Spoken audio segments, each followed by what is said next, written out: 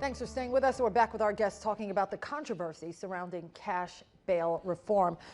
I want to start with you, Ms. Lang. Change is coming to this law. It certainly looks like it. Cuomo is for it. Andrea Stewart-Cousins has said on record that some tweaks are needed.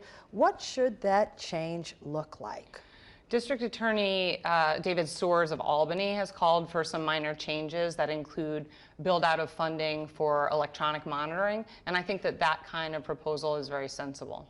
And some say judges' hands, the way the law sits now, the hands of judges are tied. Do you agree with that? Well, one, this was changed because judges were abusing discretion, not because they needed discretion. And it's always funny, they're only talking about discretion here, they're not talking about discretion with mandatory minimum sentences.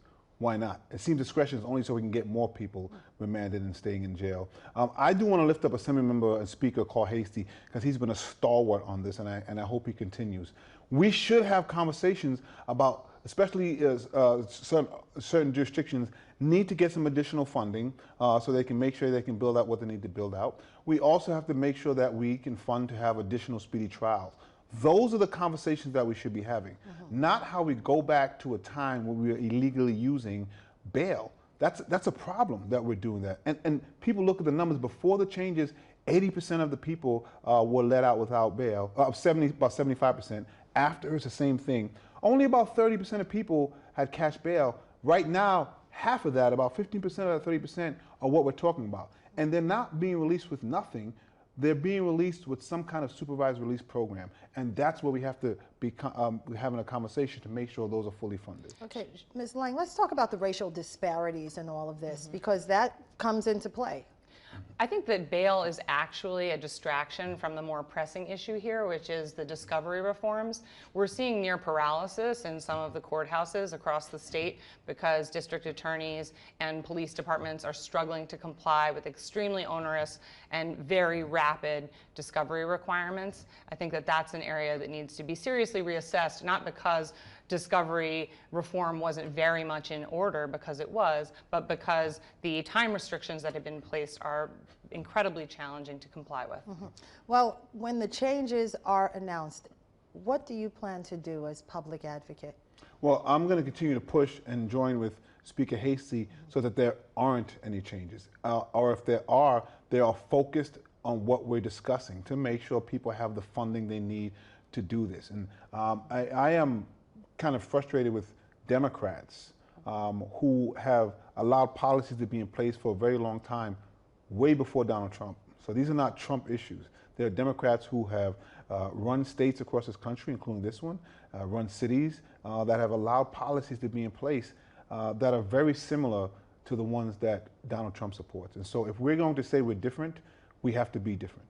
Right, but where do we go from where we are now, Ms. Lang, in terms of looking at the data?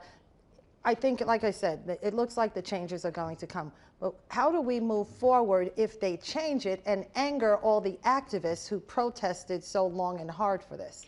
One real challenge is that there doesn't seem to be consensus on what the end goal is. Right. And if folks could agree that eliminating racial disparity from outcomes and reducing mass incarceration was the agreed upon outcome, then perhaps policy prescriptions could be made and tailored to reach those end goals. But there doesn't seem to be agreement on that, so it's hard to know what the right way to get to the next step is. Right, and that's part of the problem. It doesn't seem to be a full consensus on. Right. There's so many muddied waters. People are responding to fear. Yeah. They're not responding to real, tangible things. And what we saw in Nassau was that people actually just lying about why someone tragically was killed. And so we see people exacerbating things in a way that they should not. And you have to continue to remind people that people will do bad things within any system.